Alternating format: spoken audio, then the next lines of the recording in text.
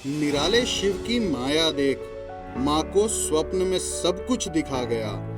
भक्ति के नाम पे गलत जो थे, शिव उनको भक्ति सिखा गया। ये भोला है, भंडारी है, इसे भक्तों की श्रद्धा प्यारी है। खुद विष लेकर अमृत दे दे, ये महिमा शिव की न्यारी है।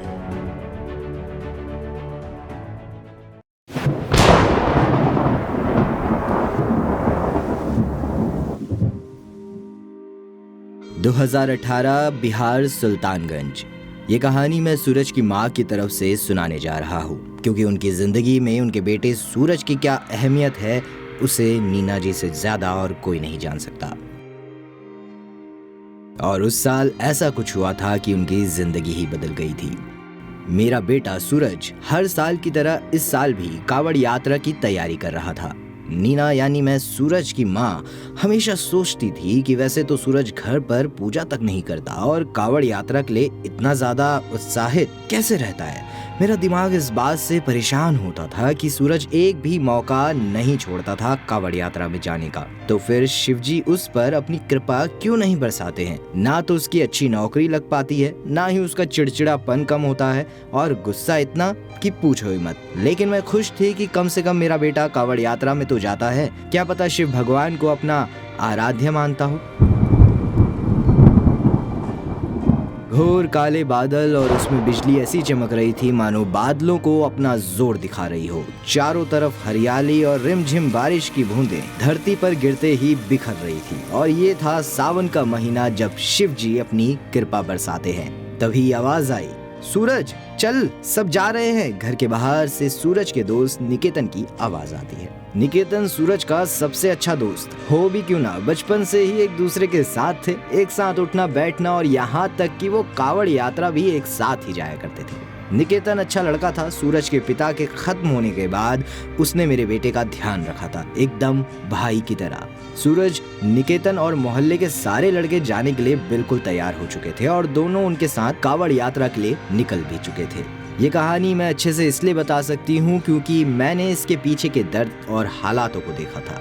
सारे कावड़िए मौज मस्ती करते चले जा रहे थे। कावड़ यात्रा देखी जाए तो बच्चों के लिए मस्ती करने का एक मौका जरूर होता है। तभी उस कावड़ की भीड़ में निकेतन ने धीरे से अपनी जेब से कुछ घास जैसा निकाला। उसकी नजरें यहाँ वहाँ देख रही थी, मानो किसी की नजरों से बचा रहा हो। और उस घास जैसी चीज को एक कागज के रोल में डालकर बीड़ी की तरह पीने लगा। और मेरा बेटा सूरज भी उसे इस्तेमाल कर रहा था। कुछ समझ तो नहीं आया, लेकिन कुछ अलग सा था, अजीब सा लग रहा था। तभी मेरे दिमाग में एक धुंधली सी तस्वीर आई कि ये गांजा तो नहीं। मैं इस बात को जानती भी थी, लेकिन इस चीज को मानने का मन नहीं कर रहा था, क्योंकि मेरा बेटा ऐसा तो नहीं हो सकता। मैंने उस पर कितना भरोसा किया, कभी उसे किसी चीज के लिए मना नहीं किया। क्या मैंने कुछ गलती की? मुझे उसे रोकना टोकना चाहिए था। ये सवाल मैं खुद से करती चली जा रही थी। सूरज और निकेतन पूरे रास्ते भर बस नशे वाली चीज का इस्तेमाल करते चले जा रहे थे और अगर उनके साथी उन्हें इस चीज के लिए रोकते थे तो वो उन्हें शिव जी का प्रसाद कह के उन्हें चुप करवा देते थे और कहते, वैसे भी कावड़ यात्रा तो एक बहाना है, हम तो इस पावन आनंद के लिए ही आते हैं। कावड़ यात्रा में अपनी आदतों को सही साबित करने के लिए वो तर्क रखे जा रहा था कि भगवान शंभू भी इसका सेवन करते हैं, तो इसमें कुछ गलत नहीं है। सूरज अपनी इसी चीज को सही साबित करने में लगा हुआ था। पता नहीं क्यों, शायद वो जानता था कि वो गलत है। कावड़िया शिव जी के ऊपर जल चढ़ाकर वापस लौट आए। सूरज थोड़ा अपने होश में नहीं था, और हो भी क्यों नहीं। मैं समझ चुकी थी कि सूरज कावड़ यात्रा किस लिए जाता था। जब वो अगले दिन ठीक हुआ तो मैंने उससे कई सवाल पूछे और सबसे ज्यादा आश्चर्य की बात ये थी कि उसने सारे सवालों का जवाब सच दिया।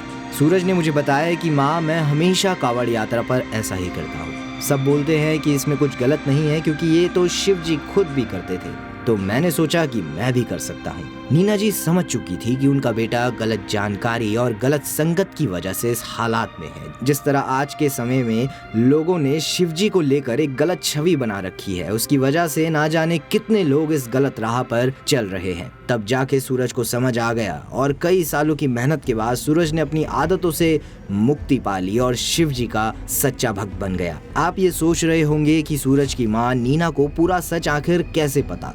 वो तो सूरज के साथ कावड़ में भी नहीं गई थी। तो हम आपको बता दें कि शिवजी की परम माया से नीना जी ने सोते समय सपने में सूरज की कावड़ यात्रा के एक एक पल को देखा था, इसलिए उन्हें सब कुछ पता था और जिसका वो आज भी शिवजी जी को धन्यवाद करती है। तो ये थी शिवजी की अद्भुत चमत्कार की कहानी। अगर आपको ये कहानी अच्छी लगी हो तो हमारे इस चैनल को सब्सक्राइब करें, वीडियो को लाइक करना ना भूलें और साथ ही अपनी राय ज़रूर दें और कमेंट बॉक्स पर हर हर महादेव लिखना ना भूलें।